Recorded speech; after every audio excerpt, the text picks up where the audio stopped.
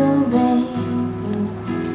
Can you explain if truly his heart was made of ice? And I wonder how mine could taste. Maybe we could change his mind. I know you're late. Your next grade. So, there's a story behind this. It's actually taken me the longest out of any poem I've ever written. It's taken me about 7 months. I go to school to do human services, which is social work, and I work in a group home with intellectually disabled individuals. I also just got done with an internship at a program for an after-school program for autistic kids. But when I was working in the group home, it gave me one of the greatest opportunities of my life, which was to see two intellectually disabled individuals grow together in a relationship and ultimately get married. And so I tried to include everything I could about that relationship, and I guess I was struggling on what parts to leave and what parts to put in, and I don't know if I'm done with it. So this is going to be the first time I've ever read it, which I will be reading it. I hope that's okay. It's called At the Holiday Inn. Not like at the holiday, like, no, like the Holiday Inn, like, okay. Cool? Yes. Cool. All right. At the Holiday Inn, there was an open bar with cheap liquor, a table full of unfamiliar faces, and caked-on makeup that smelled like, well, nursing homes. Having conversations about prior and future engagements, the flower arrangements were beautiful, the food was decent, the DJ could have been better, it didn't matter. Somewhere between Lone Star and laughter, I found myself amazed. They wrote poems for each other that were read at the altar by select family members. She said she couldn't imagine life without him. He called her his rock of love. Now at this point, I couldn't stop laughing about Bret Michaels. I don't know if you've seen the TV show. Luckily, not out loud. He was in an off-white suit and a yellow tie. She was wearing all white, dress flowing seamlessly behind her, almost getting caught in several doors. No trips or spills till after the ceremony. The dress, as far as the spills, was a separate situation, but there were no mistakes here. See, we always think of weddings as these materialistic cluster. You can tell in the way bras hurt brides' breasts, right?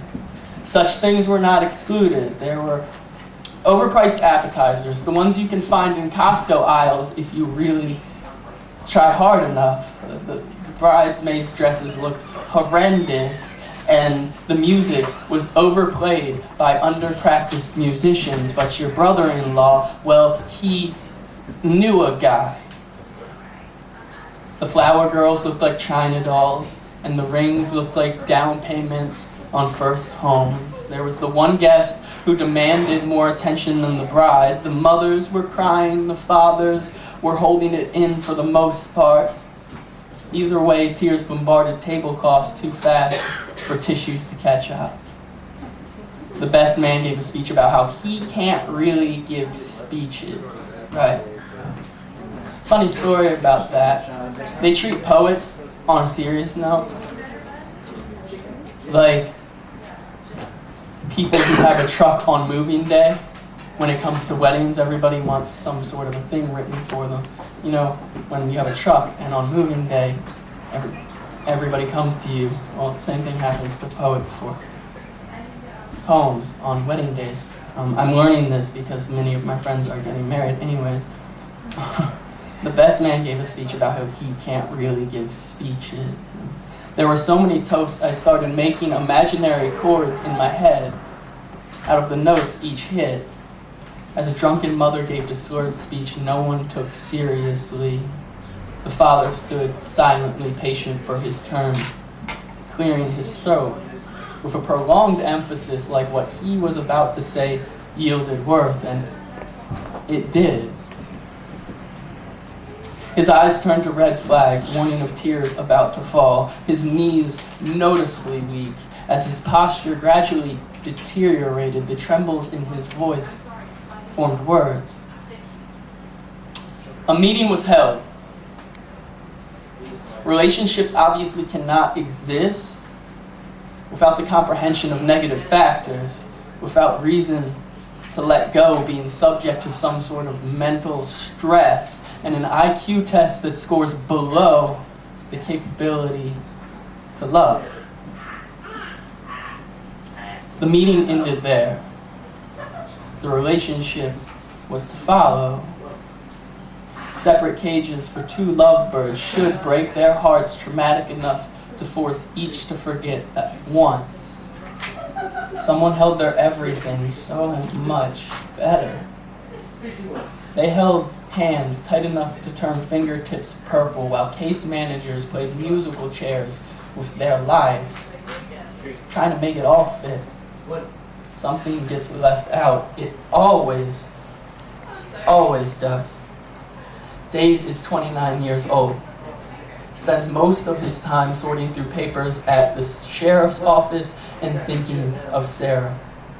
David lives in a group home with 3 other individuals, spends our tax dollars on important things like sneakers, soda pop, and presents for Sarah. Sarah is 23, lives with her parents. She goes to day program 5 times a week. It's back where they both met, before the sheriff's office. She too gets our tax dollars, not as much as Dave, but she spends what she can on him. Every time Dave sees Sarah, precipitation lays thick on the lenses of glasses, never for too long. Sarah offers up her sleeve every time to him. Sometimes he takes it before she offers, but she doesn't. Sarah doesn't mind. Today was no different besides the dress. That was the face. David has seen so much love through the lenses of those glasses, sometimes I wonder if any gets caught. Fogging them up when breath gets heavy, when feelings get hard to hold in. I wish I could see through his eyes, hear the stories that get caught in those lenses. Like the one time. There was this one time Sarah was scheduled to come over after her soccer game. David was up before my shift started, 7 a.m. Before I walk in the door, I hear, "Steven, can we go up to Hillendale? I need to buy a few things." Well, how much money do you have? $4, 3 quarters, 2 nickels, 1 dime, and 7 pennies. Well, we'll see what we can do. At this time, we all piled into the van like a multicultural Brady Bunch of sorts after I made sure everyone's shoes were on the right feet. David had a smile I could have mistook for some sort of a manic stage, but I was smart enough to see Sarah's name on the visitors clock. "Can we be back by 2? Right on cue. "Yes, David. Of course." See, silly things like girlfriends and Michael Jackson bring group homes together like real families, made of love and effort. Now, by this time, we're at the checkout line. David has double-paced every tile, trying to make sure he didn't forget anything he already checked off 1,000,000 times on his list. There were only 3 things. It took approximately 57 minutes. I didn't so much mind the complaints from the other clients. David had been waiting all week for this. Once at home, after the afternoon meds, David starts tidying up, he asks me, "Steven." "Yeah." "Steven, I heard you, David. Have you ever been in love?"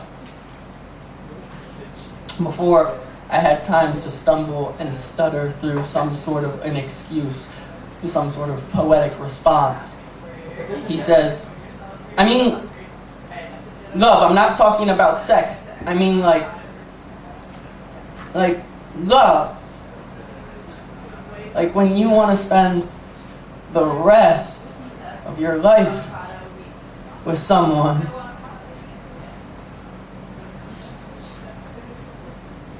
"No, David. No, I haven't."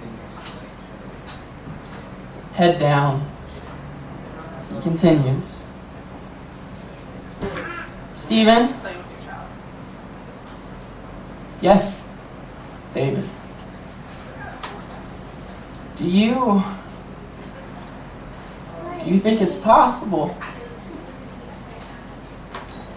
I look at him, gripping a bag full of gummy worms, Campbell's cream of chicken, and a rose, knuckles white. There was Mortal Kombat strategically placed on the table, and the Goonies was in our VCR. "Yes, David. Yes, I do." That entire day was spent smiling on separate sides of the couch, drinking cream of chicken out of coffee mugs on a hot summer day. Made no sense to me. Sharing gummy worms and occasionally touching hands, shifting stares back and forth between each other and the TV screen, giggles back and forth. Short, simple sentences with huge, complex meanings being passed around, truthful and understood. Like, I do's. Part of me started to believe in true love that day. The rest of me was to follow. Thank you.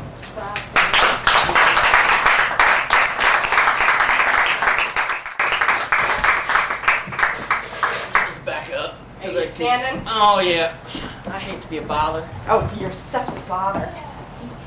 What a bother. His talent and all his stupid knees. Sorry. Okay. Look at you, think you're all high and mighty with your words. You and your vocabulary. You and your observations on life that sound pretty. I'm sorry. I just make it sound pretty because it doesn't look that pretty sometimes.